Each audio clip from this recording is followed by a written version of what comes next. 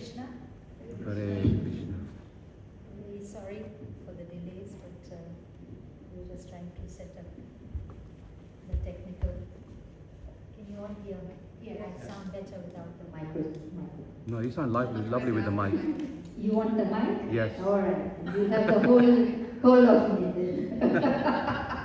Can't mumble anymore. So, Hare Krishna, dear devotees, friends.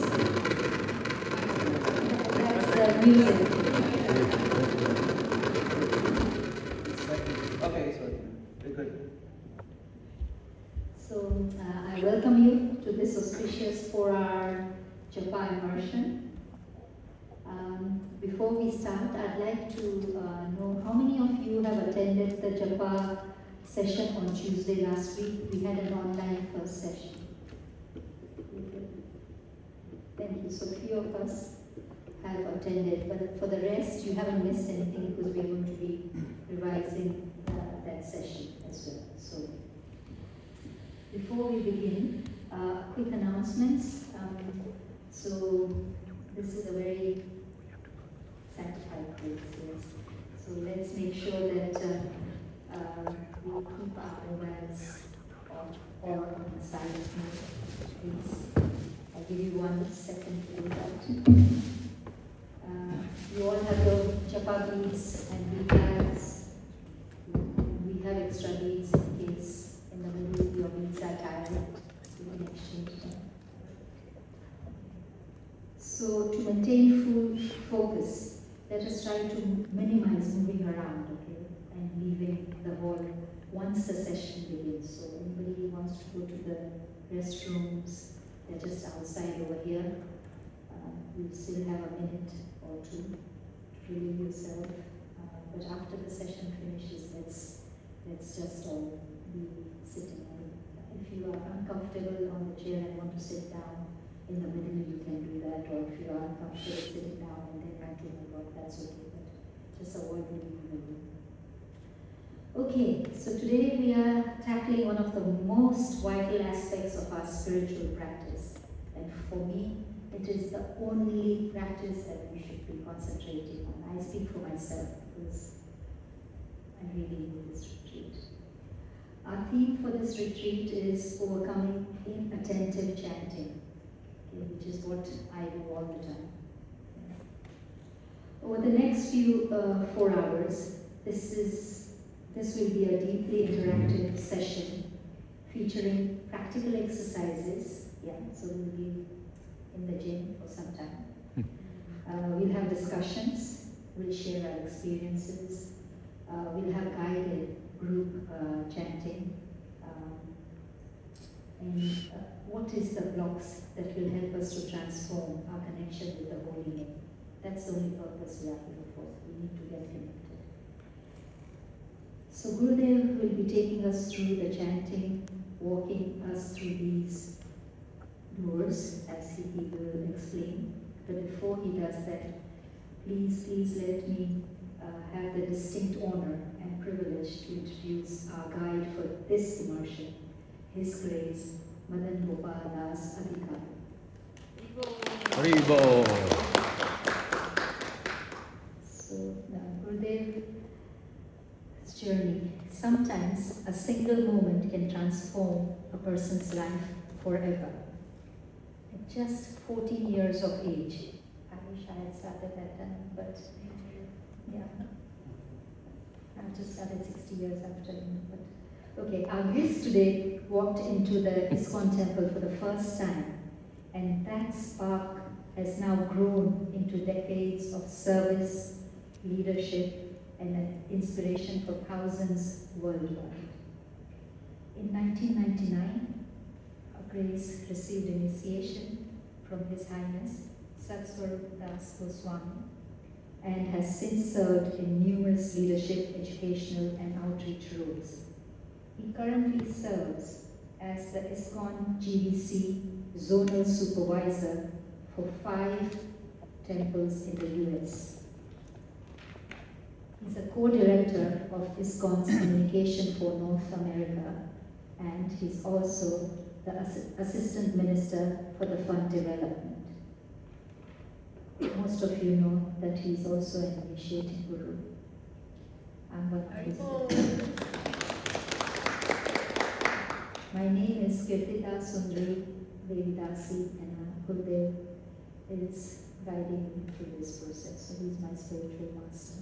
So it's a great pleasure to be here, and I'm really humbled to do this service. Personally, Gurudev is an IT director at a leading US firm.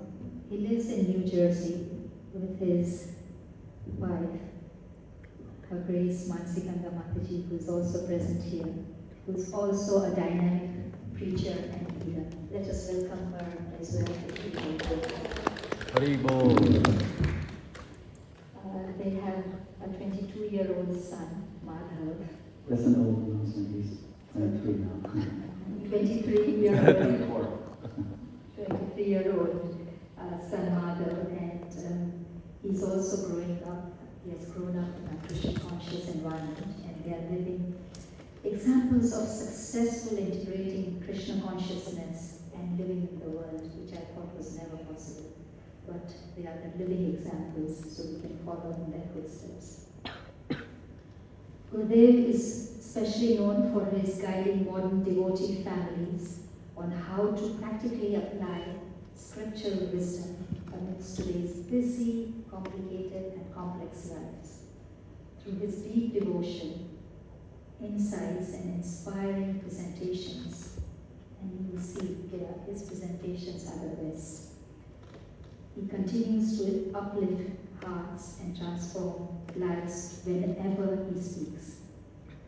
So let us make a collective vow now to deep dive, participate fully, and protect this sacred space for the next few hours. Please join me in warming, welcoming Gurudev Madana-gopāla Adhikari as he shares his realizations and practical wisdom to help us deepen our Krishna consciousness and apply Srila Prabhupada's teachings in our daily lives. Please join me in warmly welcoming His grace by loudly chanting the Mahamantra together. Hare Krishna, Hare Krishna, Krishna Krishna, Hare Hare, Hare Rama, Hare Rama, Rama Rama, Hare Hare. Hare Krishna, thank you very much for a warm welcome. Thank you for your generous announcement and your introduction. Vigdasana Mataji. Can you hear me clearly, or is it like too much echo or something? No. It's okay, right? Okay. So maybe we can just start with how we do it traditionally. You can sit up straight and repeat after me. Om Namo Bhagavate Vasudevaya. Om Namo Bhagavate Vasudevaya. Om Namo Bhagavate Vasudevaya. Om Namo Bhagavate Vasudevaya. Om Namo Bhagavate Vasudevaya. Om Namo Bhagavate Vasudevaya.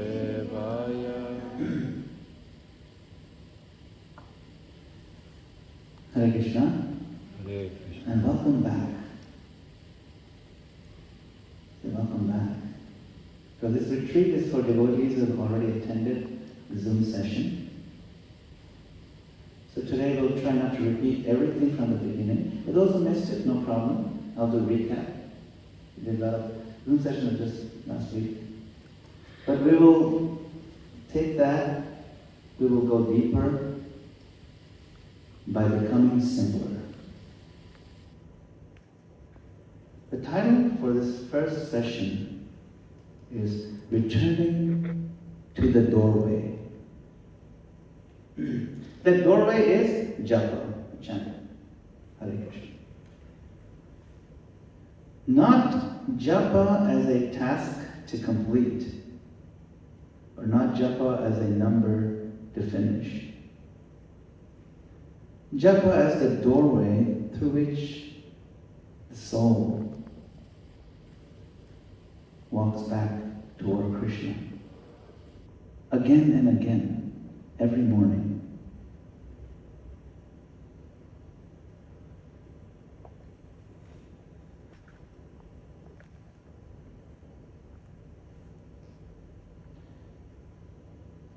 In this first hour, we'll remember our first attraction to Krishna.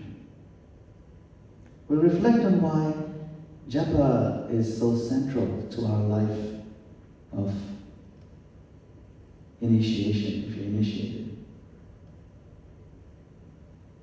How many initiated here? Okay, a few. All right. We'll quickly revisit the 4 gates. These are the 4 gates. 1, 2, 3. And prepare the body and prepare our breath. And then we'll chant some rounds. Chant 1 full round with very simple focus. Sit properly, pronounce clearly, and hear the sound. Today we're not trying to become advanced in 1 hour. We are trying to become honest in 1 round. That's the agenda. Very simple.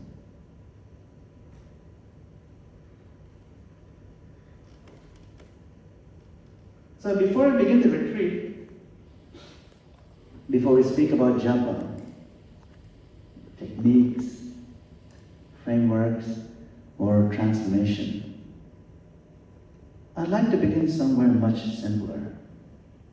I'd like to begin with a memory. Each of us sitting here today has a personal history with Krishna. Not just a philosophy, not just a practice, but a relationship. Somewhere in this life, there was a moment when Krishna touched our heart for the first time. Isn't it? Maybe it happened very quietly. Maybe you learned the Mahamantra somewhere unexpectedly. Maybe you walked into a temple and saw the gorgeous deities for the first time. Maybe there was a taste of this divine prasadam. Maybe you met a devotee whose happiness made you wonder, what do they have that I don't? Or maybe you picked up a book by Madana-gopāla and something inside you said, this is true, like this is real. Whatever the moment was,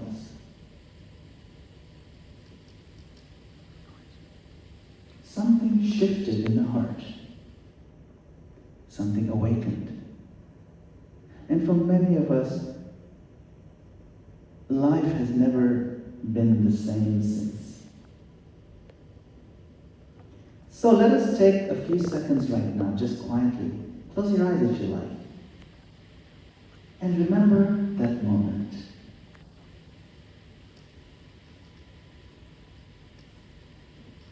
When did Krishna first enter your life? What attracted your heart? What did you feel?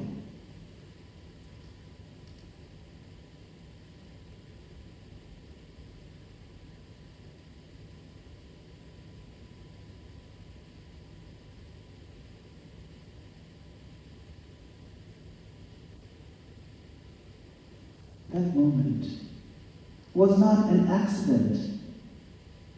It was not coincidence. Krishna noticed you long before you noticed him. The scriptures tell us that the Supreme Lord is seated in the heart of every living being.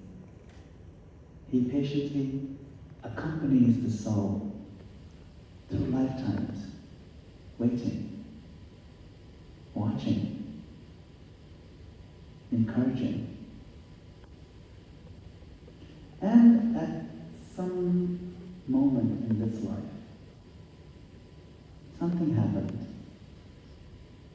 The soul turned slightly toward him, and Krishna responded. The attraction we felt, deep attraction, was the beginning of a loving conversation, a relationship. Now, if we reflect honestly, that relationship has not been simple.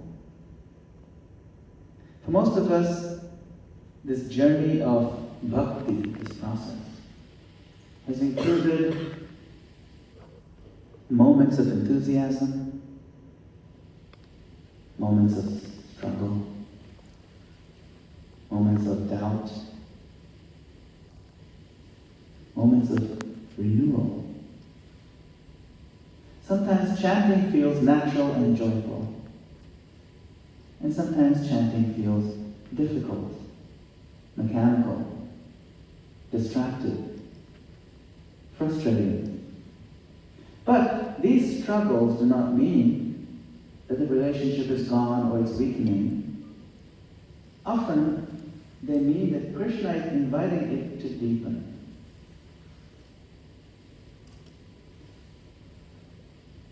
You know, when we have pain in the body, it's not necessarily the end of your body, it just means it's a signal something needs to be addressed. So when you feel frustrated in chanting, it's a signal we need to address something.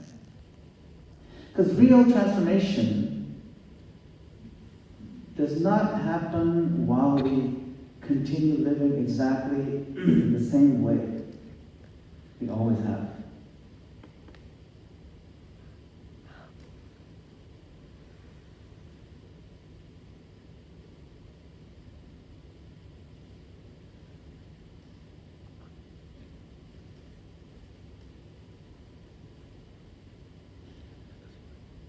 So if we reflect honestly, the relationship has not been simple, right? We talked about that. But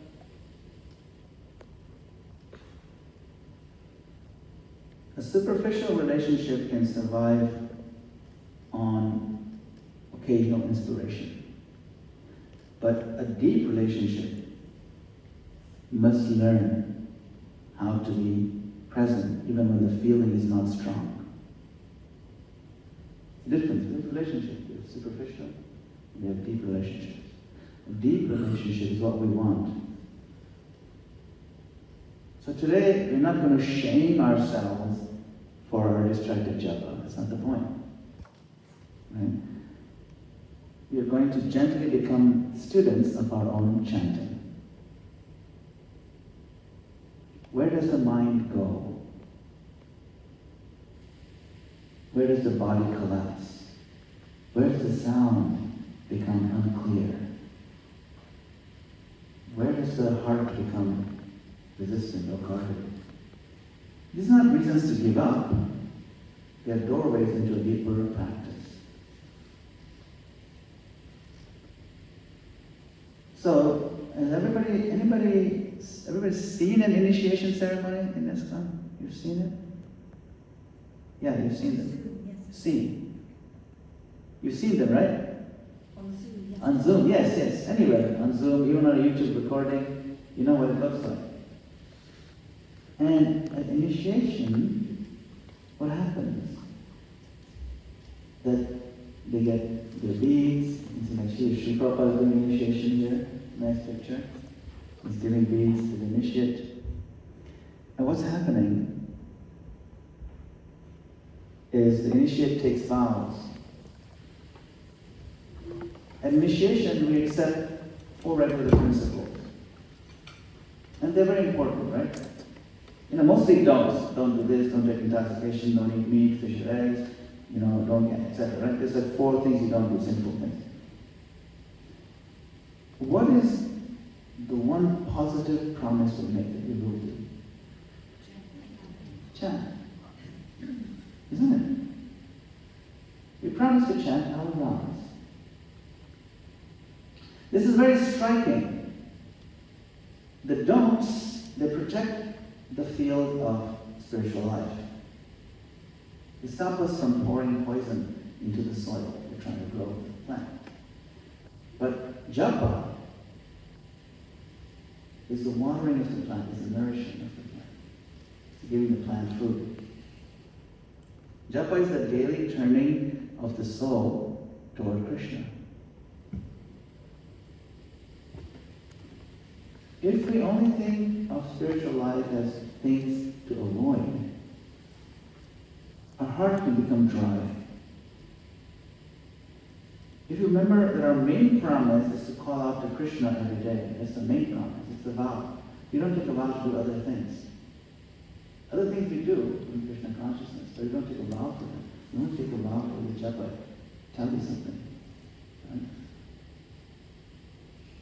So if we remember that our main promise is to call out to Krishna every day, then our spiritual life becomes re-entered into relationship again. That same relationship you established when you're first attracted to Krishna. So this initiation ceremony that you've seen is not simply a contract of restriction, it is a commitment to a daily relationship with Krishna. Japa is the foundation of it. Srila Prabhupada wrote something very powerful in a letter to his devotees. He said, the chanting Hare Krishna is our main business. That is real initiation. That line is extraordinary. The real initiation is not just a ceremony. Of course, the ceremony is sacred, it's necessary. But the holy name is formally received through a chain of disciplic succession that connects us to Krishna. I mean, there's an unbroken chain. It's quite remarkable. It's a historical record. So we are coming in touch with the Lord Himself through this rope or the chain of the historical record. It's amazing. It's like you plug into that plug a charger in here, right? And then Dear Prabhu very kindly plugged it into this extension cord, right? You just plug into the wall over there, but that wall is plugged into a transformer somewhere, and the transformer is connected to the powerhouse. It's connected to the power source or power plant, ultimately, right? And sometimes the power plant, sometimes it could be solar. This could be solar. So the source of that energy is the sun. So we actually connected to the sun like this. Whole setup is connected to the sun in that sense. Or it could be, one of those hydro, right?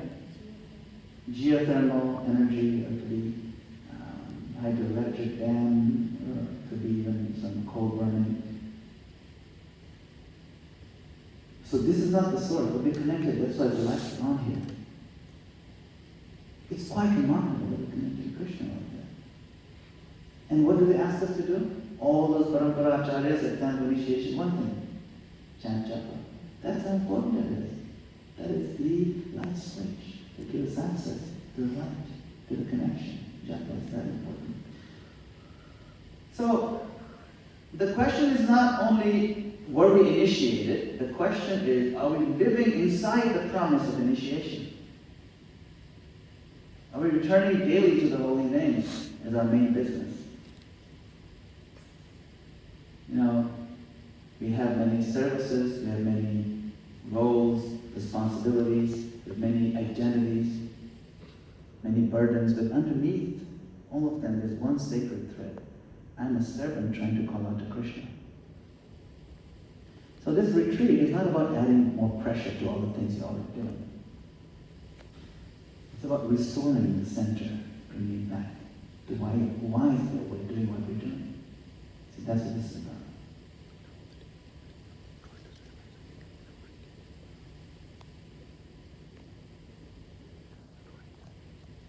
In the Bhagavad Gita 10:25, Krishna says, Yajnanam japa yajyosmi.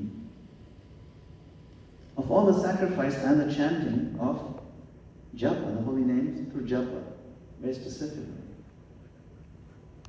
That means in the Gita it says it's very important, super important. This is Krishna speaking about his opulences. Among mountains, around the Himalayas, among vibrations, I am Omkar. And among sacrifices, which is, he tells us later on, you've got to be doing sacrifice all the time. I am what? Japa. And if he says you've got to never stop doing sacrifices, and the best of sacrifices, what? Japa. You don't light fires and stuff. It's chant japa. So this japa is not a small private habit, it's a yajna. It's a sacred offering. It is a sacrifice. What are we offering in a sacrifice? Our time, our voice, our attention, our wandering mind, and bring it back in our heart, our heartfelt feelings. These are all oblations, ahuti, into the fire of yajna. These offerings. In ancient sacrifices, one offered ghee into the fire.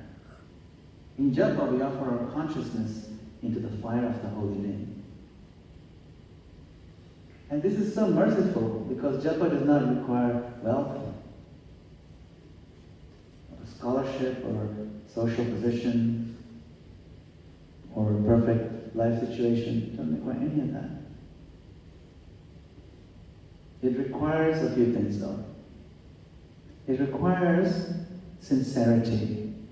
It requires sound being produced.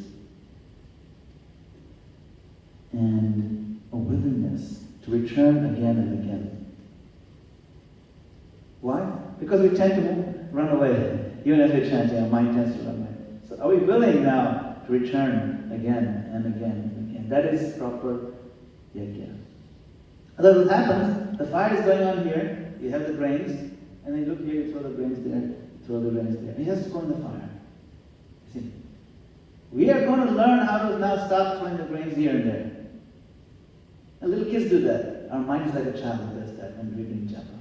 No, it has to go in the fire. Fire of what? Fire of focus, fire of attention, the right direction. So try to picture that. Okay? So I'm going to do a quick recap of the Zoom session we did last week. There is this notion of 4 gates. So in the Zoom class we spoke about 4 gates. The first gate is the physical gate. How we sit, how we breathe, how we hold the beats, how we pronounce, whether our body supports, our body language supports or sabotages our japa session. Then the second gate is, anybody remember? Mind intelligence. Yes, mind intelligence. Thank you, don't remember. Mind intelligence. How the restless mind can be trained and guided by a properly matured intelligence. And how we choose inputs into our mind intelligence that shape our spiritual life. Because what we input into our intelligence is what's going to drive the mind, what's going to educate the mind. Because the intelligence decides what's valuable and what's not. And it guides the mind energy. No, go this way, go that way. The third gate, anybody remember the third gate?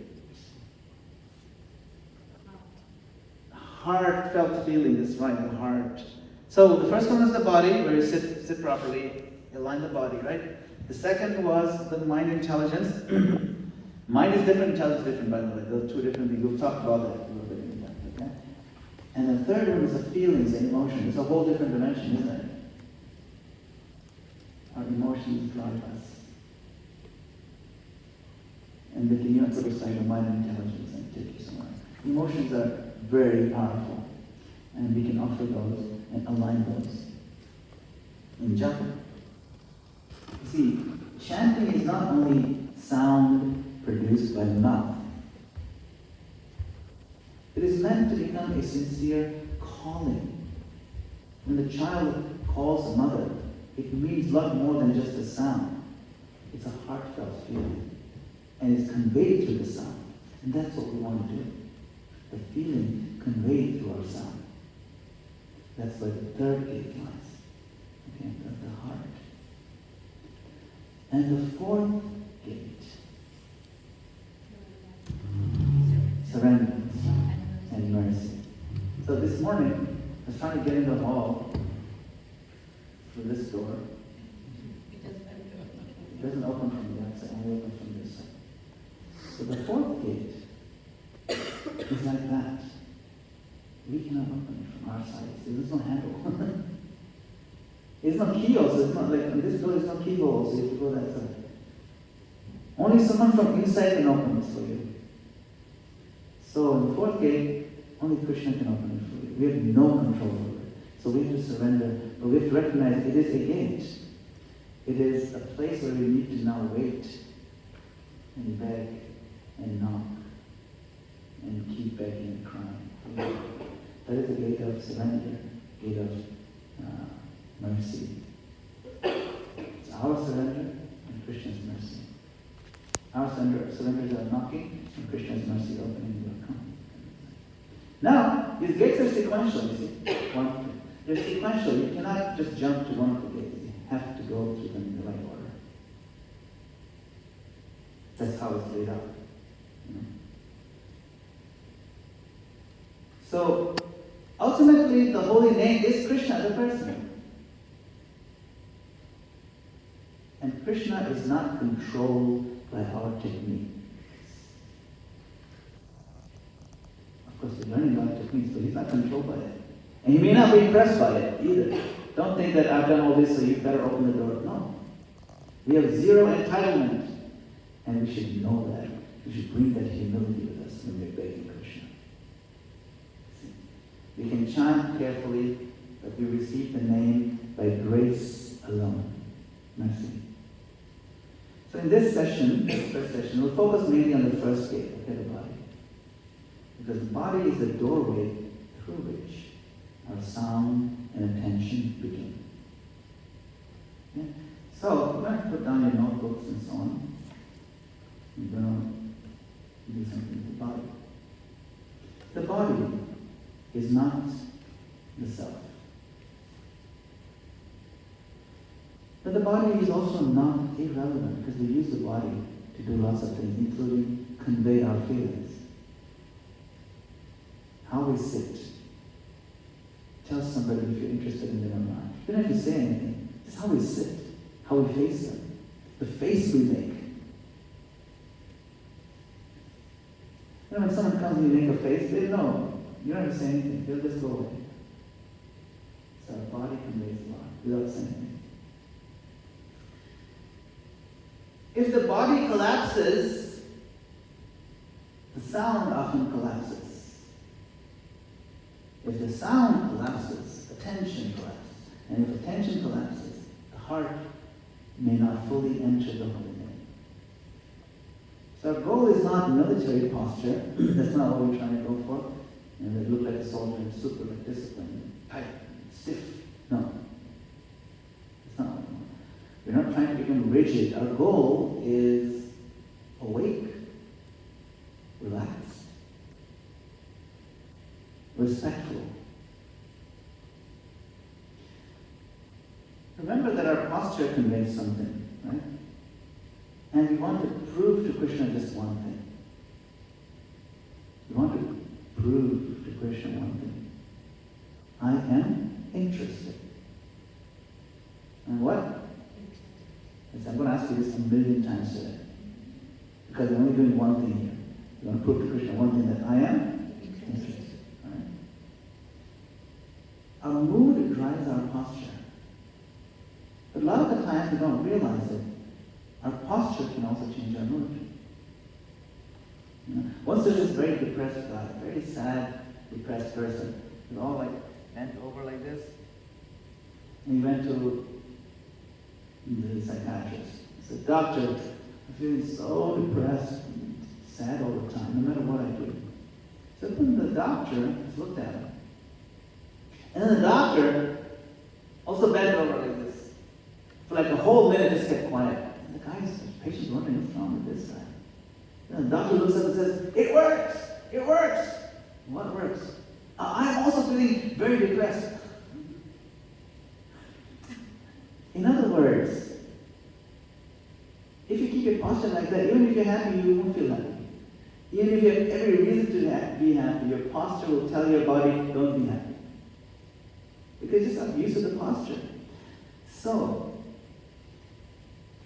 my point is that we can adopt a posture to create a certain mood. You know, like we set up a room to create a mood. Right? If you want like a romantic dinner, you don't have like big white tube lights, turn them off and you have like candles like this, put some flowers on the table and tablecloth and something. It creates a mood. You can create a mood. Similarly, you can create a mood with your posture. See, when you sit up straight, it tells your mind something serious is about to happen. It wakes up the mind. It makes a big difference. So for this session, we'll simplify everything. We're not trying to solve every japa problem at once. We're focusing on the two foundations. Sit properly, pronounce clearly. That's it, this session. Okay? Sometimes spiritual progress begins with something very practical. Back straight. Keep your chest slightly open and shoulders like this. Relax the shoulders. Open the breath. Let the tongue speak the name distinctly. Okay? So now this way, we're going to chant. Get back straight. Don't lean on the chair. If you're sitting on a chair, sit forward. Try not to lean on it. The moment you lean, it shows you're too relaxed. I use a chair all the time, but don't lean on it. Sit on the edge. Okay? Sit up straight. We'll chant Hare Krishna mantra 3 times. Clear distinction. Okay? Ready? Hare Krishna, Krishna Krishna, Hare Hare. Hare Rama, Rama Rama, Hare Hare. Hare Krishna, Krishna Krishna, Hare Hare. Hare Rama, Rama Rama, Hare Hare. Hare Krishna, Krishna Krishna, Hare Hare. Hare Rama, Rama Rama, Hare Hare. Okay. Does this feel a little bit better than your normal chanting? Yeah? Yeah? A little bit better because you put some effort into your posture and we're just getting warmed up. Speaking of getting warmed up, okay, we'll take about a few minutes of gentle warm-ups. So please only do what is comfortable for your body. No strain, no force, no competition. This is not exercise for its own sake. This is preparation for prayer. Okay? Now we're going to stand up.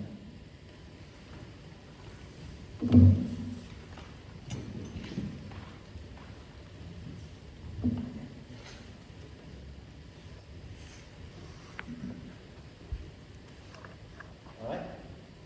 So now just loosen the body, get on your tiptoes and walk around. I mean, don't walk around, but just kind of loosen up like this. Jump on the spot. On your tiptoes.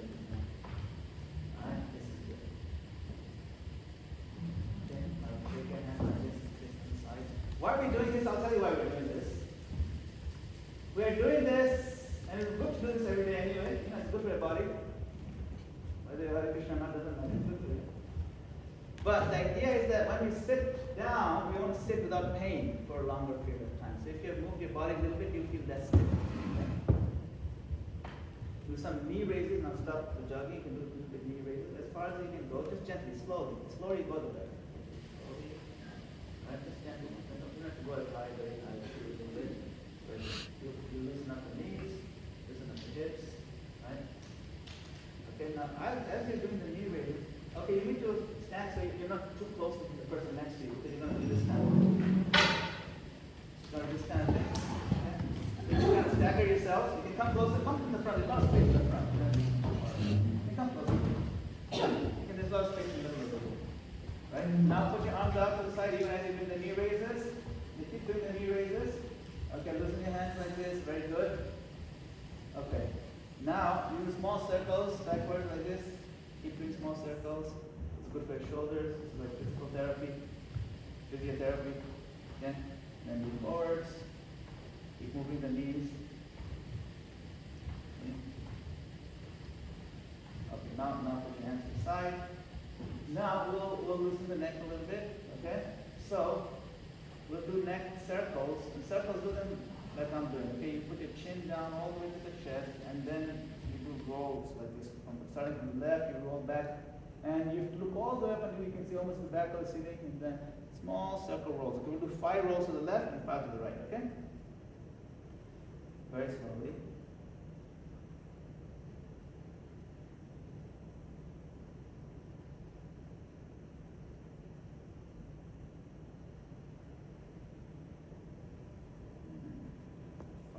Side.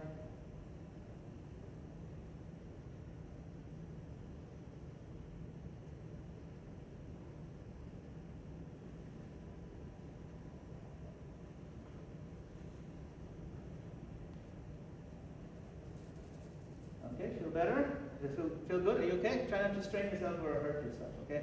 We'll do, now we'll do like slight jumps, okay? Don't even take off, just do like springing up and down, okay? And then put your hands up in the air like this, stretch upwards. Okay, I can stop jumping and you just keep your hands up like this. Put one hand up and the other hand you put it gently down. You're going to stretch this part, okay? And you're going to stretch this side and the back. So how it's going to work is, imagine the ceiling is coming down, you're pushing it up. So you push up the ceiling and you're pushing down the floor with this hand. So push both directions. Push downwards with this one and upwards with this one and go on tippy toes. Okay, so if you can balance. Okay? You'll feel naturally going to stretch your whole body like that. Hold the stretch for a few seconds. Okay, and come down gently and then do the other side. This is great. That's really fantastic. And push the ceiling upward and push the floor down. Gently feel the stretch. Do it one more time. The other side. Okay.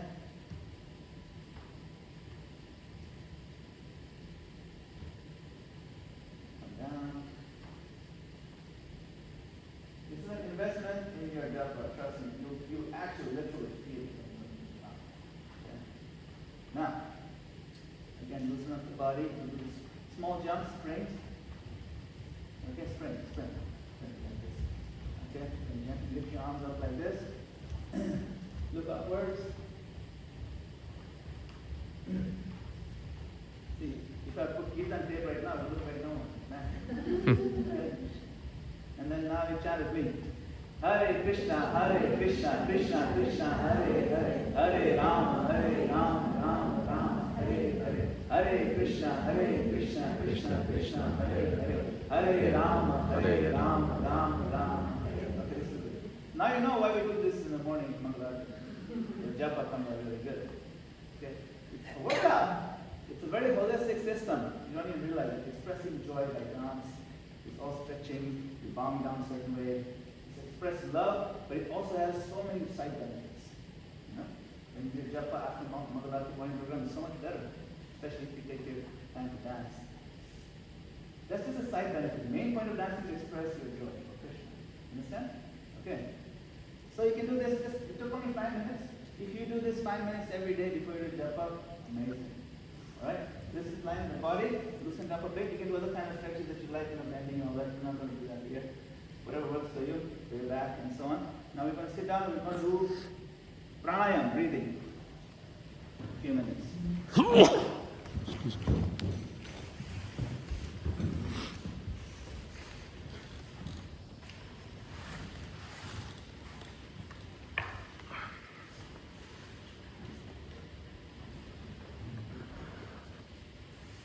Okay, so we're going to take about 5 minutes for pranayam.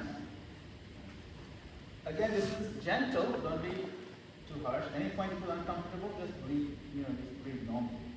Okay, in pranayam breath, you don't breathe to the mouth at all. It's always to the nose, in and out, all to the nose, okay? So, first we'll begin with simple awareness. Inhale naturally. Exhale naturally. Don't change anything. Just your normal, natural breath. Just notice your breath though.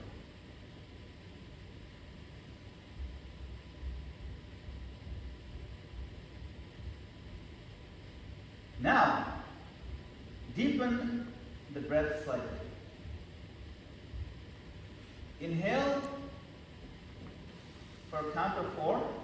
1, 2, 3, 4. Exhale for a count of 6. 1, 2, 3, 4, 5, 6. Let the exhale be soft and complete. So we do several rounds like this. Inhale deeply, count 4. As you inhale, count 4, and then exhaling, you be slower, count 6.